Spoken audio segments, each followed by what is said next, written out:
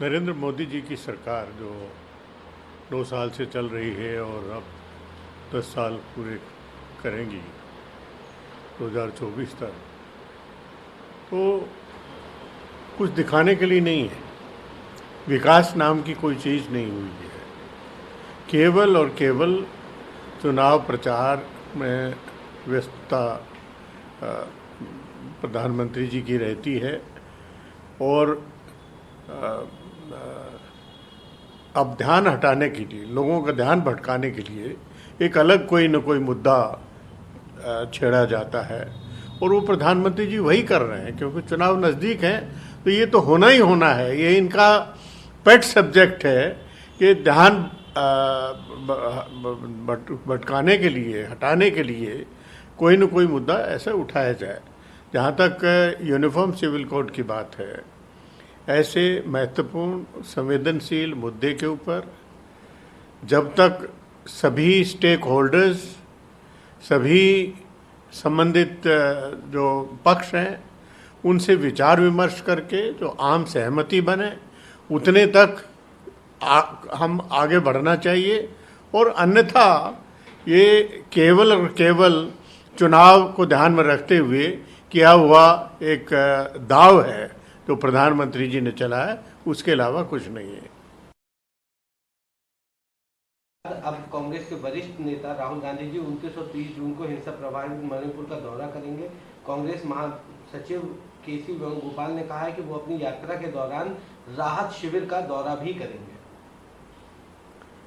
देखिए, मणिपुर की स्थिति अच्छी नहीं है। लगातार हिंसा हो रही है, लगभग 2 महीने होने जा रहे हैं। वहाँ लॉ एंड ऑर्डर नाम की कोई चीज़ नहीं है। प्रधानमंत्री जी से अपेक्षा थी कि वो मणिपुर का दौरा करेंगे, मणिपुर के सभी पक्षों को, सभी राजनीतिक दलों को मुलाकात करेंगे, मुलाकात करने के लिए उनको समाधान करेंगे और स्थिति को ठीक करने के लिए कोशिश करेंगे। लेकिन प्रधानमंत्री जी के पास समय नहीं।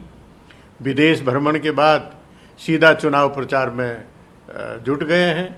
देश की जितनी भी महत्वपूर्ण समस्याएं हैं, ज्वलंत समस्याएं हैं, उनसे प्रधानमंत्री जी को कोई लेना देना नहीं। वो रोज़गार की कभी बात नहीं करते, वो महंगाई की कभी नहीं बात करते। वो उसके अलावा जो अगर बात करते हैं तो समाज को, देश को कहीं ना कहीं बंटवारा करने का, डिवाइड करने का उनका हमेशा फार्मूला रहता है। उसके अलावा कुछ नहीं है। राहुल गांधी जी मणिपुर जा रहे हैं, वहाँ पर राहत कैंप्स का दौरा भी करेंगे और वहाँ के लोगों की मांग पर वो पहुँच रहे हैं, जा रहे हैं। और मैं समझता हूँ कि उनके जाने से स्थिति को शांत होने में, स्थिति को सामान्य होने में वो कामयाबी मिलेगी।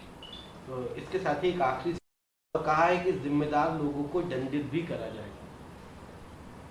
देखिए, कर्नाटक में चुनाव प्रचार के दौरान और उससे पहले राहुल गांधी जी जब भारत जोड़ो यात्रा से की यात्रा जो कर्नाटक से गुजरी थी, उस समय उनके द्वारा भी जो मुद्दे उठाया गया, वो मुख्य मुद्दा था भ्रष्टाचार।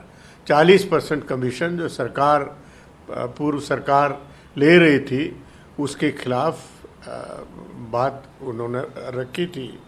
और अनेक घोटाले हैं जिसका विवरण चुनाव प्रचार के दौरान में किया गया और लोगों ने वोट दिया है भ्रष्ट सरकार को बाहर निकालने के लिए, अपदस्थ करने के लिए उनको।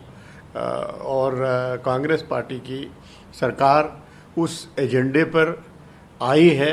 उनको विकास तो करना ही करना है, लेकिन उसके अलावा जो जनता उम्मीद करती है कि जितने भी घोटाले हुए हैं उन सब के ऊपर कार्रवाई की जाए, जांच करके कार्रवाई की जाए और हर दोषी व्यक्ति को दंडित किया जाए।